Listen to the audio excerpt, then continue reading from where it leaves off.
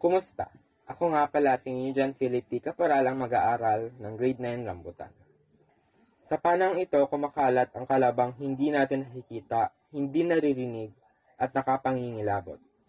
Mapupuksa natin ito sa paraang lahat ng Pilipino ay nakakaugnay sa ating inihahatid na mensahe, para maintindihan nila at para makasunod sa mga solusyon na ating gagawin sa pagpuksa ng pandemya.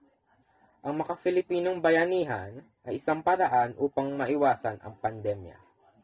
Ang salitang bayanihan ay popular na sa bawat Pilipino dahil isa na ito sa ating mga katangian.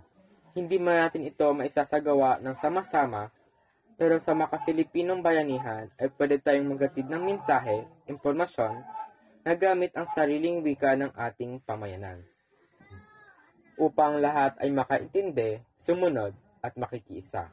At hindi lamang ito ginagamit sa pagbibigay ng impormasyon, ginagamit din ito sa pagbibigay pugay sa ating mga mahal na frontliners na tinatawag din natin bayani sa anumang sakuna o pandemyang dadating.